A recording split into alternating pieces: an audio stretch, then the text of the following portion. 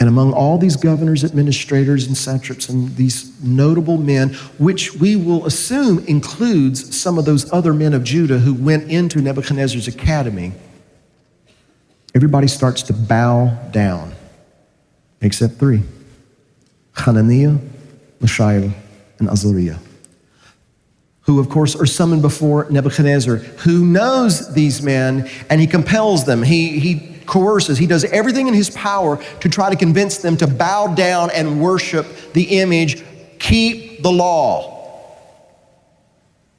And so Bill's translation of the response goes something like this: you know, King, we didn't choose to be here. It's the result of our disobedience. But while we're here, we have tried to be good citizens. We've tried to obey the laws. In fact, we've given you advice on how to run your kingdom. We haven't been forming political parties and political movements. We haven't been out there on the picket line with our bullhorns and calling for the overthrow of the government, or we haven't been out there campaigning against this guy in November or for that one in November. We haven't been doing that. But you see, now you've passed the law that we can't obey, because this law would compel us to break a higher law. You see, while we understand that you are a King of Kings, we understand that we serve the King of Kings, and he's the one who raised you up, and he's the one that can bring you down. And so if we were to bow to your laws, we would break his, and this we cannot do. And so this path has led us to a place that we must now decide that we will obey God rather than man, regardless of what the circumstances and consequences are. You can destroy our bodies, but he has the authority to cast both body and soul into hell. And so if it means we must lay down our lives today in obedience to him, then so be it.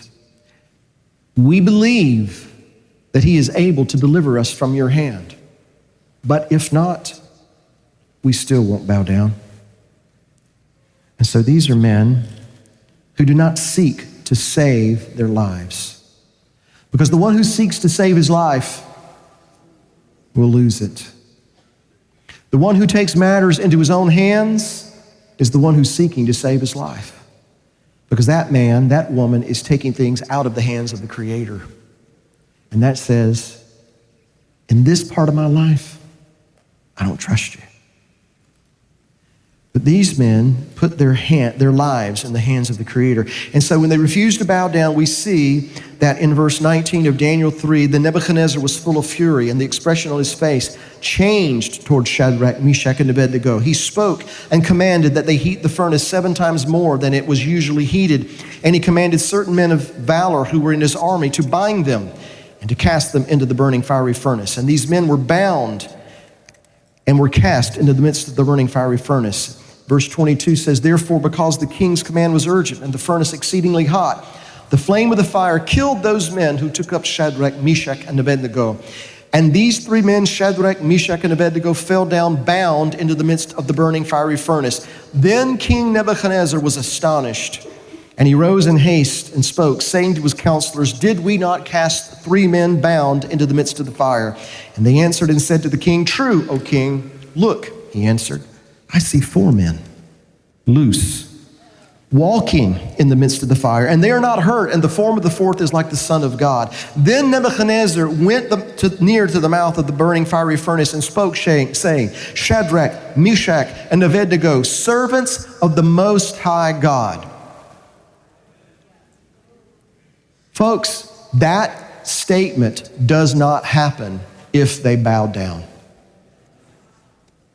It doesn't happen. Think of it this way. The head of gold is Babylon, right? The head of gold is Babylon. That's where all the rest of the body gets its marching orders. That's where it gets its influence from. And so on that head, not only are there ears, not only are there eyes and nose, but there's a mouth. And what is the mouth of that image that represents all the nations that stand in defiance of the God of Israel? What does that mouth speak? That he is the Most High God. You see, every knee shall bow. Every tongue will confess. But it doesn't happen if they bow down. Now let me suggest something to you, or ask you a question.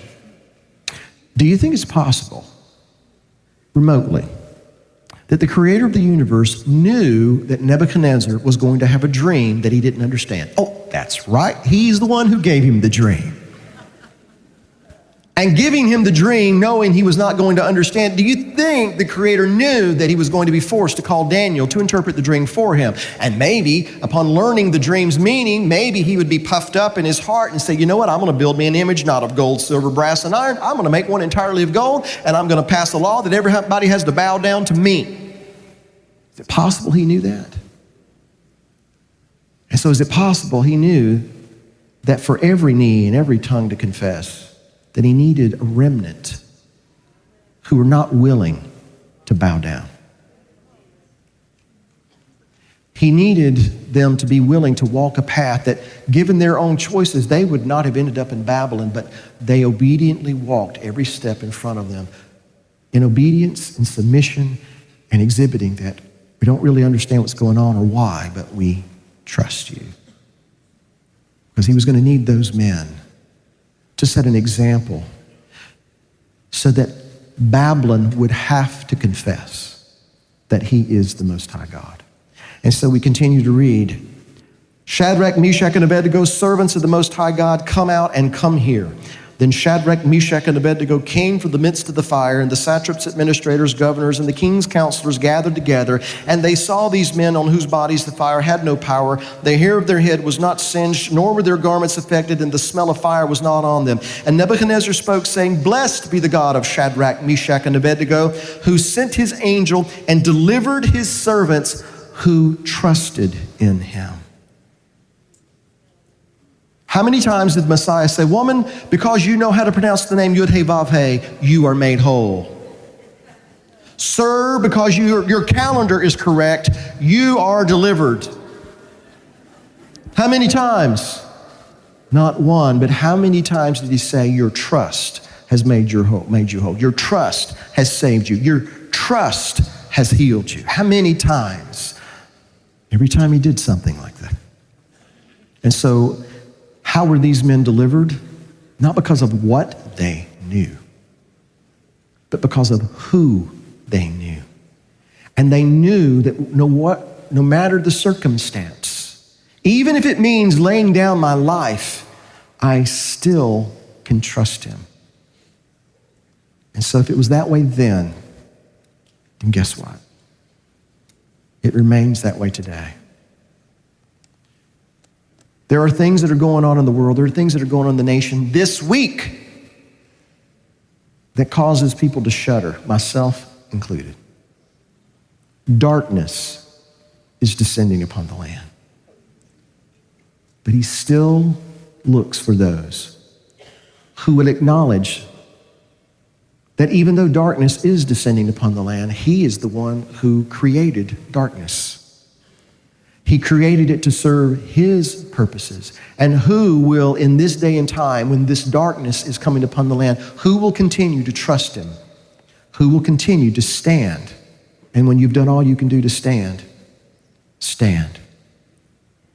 And so you see, I'm not trying to figure out who the Antichrist is going to be. I'm not trying to figure out when the tribulation is going to begin.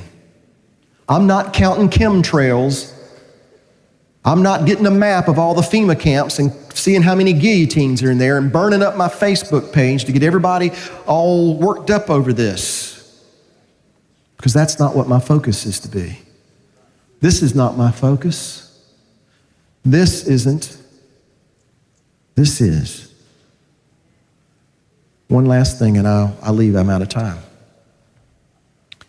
But Yeshua said there will be sign in the sun, moon, and stars, and on the earth distress of nations, which, as far as I'm concerned, it's pretty distressing right now. With perplexity, the sea and the waves roaring, men's hearts failing them from fear and from the anticipation of the things that are coming upon the earth, for the powers of the heavens will be shaken. But when you see these things begin to happen, we are to look up. lift up our head, implying what? Don't get your focus on Obamacare. Don't get your focus on immigration laws. Don't get your focus on political upheavals and economic collapse and rising food prices and all these other things. Don't get your focus on those things, because if you get your focus on those things, you're going to gravitate toward those things, and before you know it, you're going to be sucked into a big black hole. No, that's not where our focus is to be. Our focus is to be on Him, because if we focus on Him, we walk this path that is set before us. We place our trust and confidence in Him and nothing else. Then, and only then, will we fulfill our purpose of being a light in the midst of darkness. These three men were surrounded by darkness, and yet, because they were willing to be the light, others saw that light as well. Amen? Shabbat Shalom. Thanks for coming out this evening.